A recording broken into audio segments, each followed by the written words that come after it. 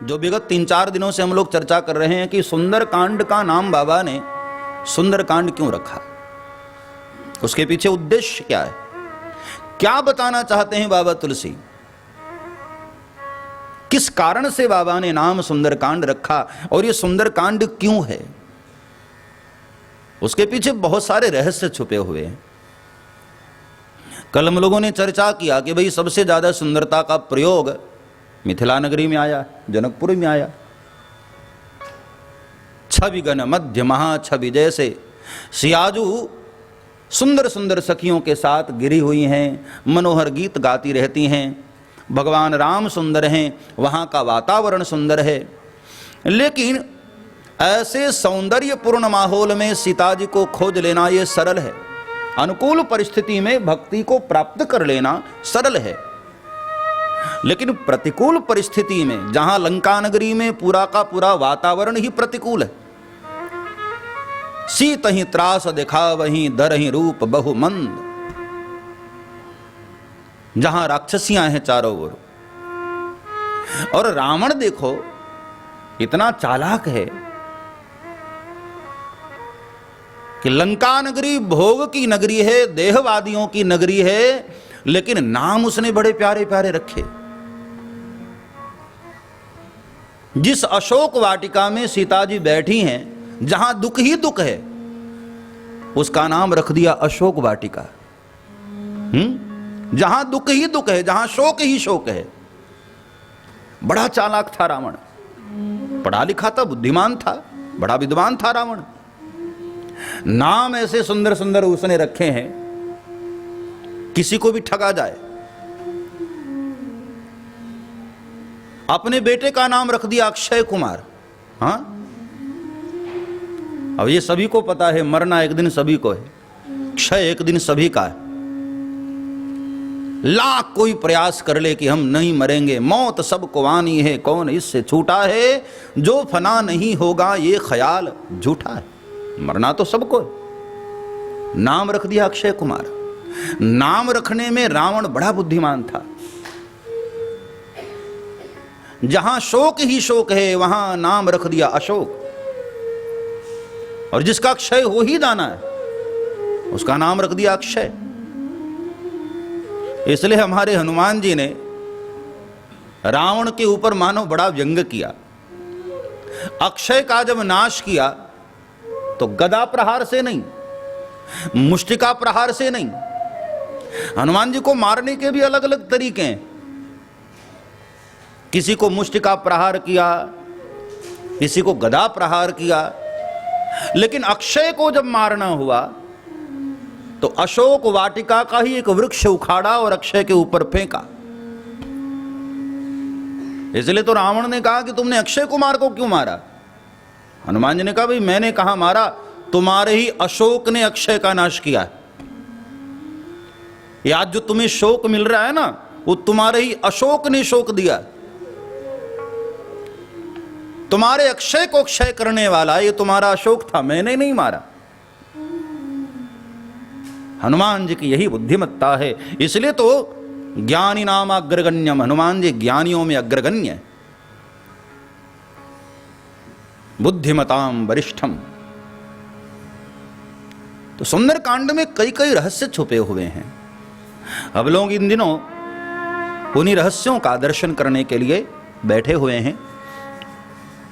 सुंदरकांड तो हम लोगों ने कई बार पढ़ा है, कई बार पाठ किया है, कई बार सुना है, लेकिन उसके पीछे और बीच बीच में जो रहस्य है, बाबा तुलसी ने वो दर्शन करवाया। सबसे पहले हम लोग चर्चा करते हैं, जो कल 3 पर्वतों की चर्चा हमने की। हर साधक जो शांति पाना चाहता है, भक्ति को पाना चाहता है, उस साधक के जीवन में कुछ परेशानियां आती हैं, कई कई मोड़ आते हैं। उस वक्त हनुमान जी ने जो किया, हम सभी साधक को वही करना चाहिए। जब सारे रीछ बंदर संशय विपिन में उलझ गए, मन में कई तरह की शंकाएं आने लगी, पता नहीं भगवान है भी कि नहीं, हाँ साधना करते वक्त देखो ये मन में जरूर आता है एक बार कि हम जो पूजा पाठ कर रहे हैं पता नहीं उसका फल मिलेगा भी कि नहीं। ऐसे वक्त हनुमान जी महाराज ने जो किया, हम सभी साधक को वही करना चाहिए। क्या किया है बाबा तुलसी ने मानस में वर्णन किया। चढ़ी गिरि शिखर चहूं दिसी देखा, चढ़ी गिरि शिखर चहूं दिसी देखा, चढ़ी गिरि शिखर चहूं दिसी देखा, चढ़ी गिरि शिखर चहूं दिसी देखा, भूमि विवर एक कौतुक देखा, भूमि विवर एक कौतुक देखा, श्री राम जय राम जय जय राम, श्री राम जय राम जय जय राम। हनुमान जी महाराज छलांग लगाकर एक पर्वत पर चढ़ गए और बाबा तुलसी ने इशारा किया, वो है विश्वास का पर्वत, भरोसे का पर्वत। साधक के जीवन में जब संशय आने लगे, मन में शंकाएं आने लगे, तब साधक को चाहिए कि उस वक्त हमें भगवान के ऊपर और दृढ़ विश्वास होना चाहिए। अरे भैया, विश्वास करने के लिए जरा पूर्व में देखना चाहिए कि हमसे आगे जो ऋषि महात्मा चले, जब वो पहुंच गए प्यारे, तो हम क्यों नहीं पहुंचेंगे? हाँ, मन में जब शंकाएं आने लगे, मन डावाडोल होने लगे, तब साधक को चाहिए और दृढ़ विश्वास करे, प्रभु पर और भरोसा करे। ये ऋक्षबंदर बेचारे घबरा गए। आगे अंधकार दिख रहा है, पीछे मौत दिखाई दे रही है। वापस गया तो सुग्रीव मार डालेगा। आगे अंधेरा है, कुछ समझ नहीं आ रहा है कि अब सीता जी मिलेंगे भी कि नहीं। तब हनुमान जी महाराज ने कहा कि घबराओ मत। हनुमान जी छलांग लगाकर एक पर्वत पर चढ़े और वहां एक दूर गुफा दिखाई दी। उस गुफा में जलचर पक्षी अंदर जा रहे थे, बाहर आ रहे थे। हनुमान जी ने सबको कह दिया कि बस जरूर इसमें जल होगा। मतलब ये हुआ कि जब भक्ति की खोज में, शांति की तलाश में व्यक्ति जब आगे बढ़े ना, और मन में संशय आने लगे, मन में तकलीफें आने लगे, बहुत सारे द्वंद्व मन में चलने लगे, तब साधक को विश्वास के ऊपर शिखर पर चढ़कर भगवान की कृपा का अनुभव करना चाहिए। भगवान की कृपा का जल हम सबको ग्रहण करना चाहिए। ऐसा नहीं कि भगवान अनुकूल परिस्थिति में ही होते हैं, ध्यान देना, भगवान तो प्रतिकूल परिस्थिति में भी होते हैं। वो कहानी आपने सुनी होगी, एक आदमी ने स्वप्न देखा। स्वप्न में देखा कि भगवान उसके साथ साथ चल रहे हैं। रेत के मैदान में दो पांव के निशान, एक उसका खुद का और एक भगवान का।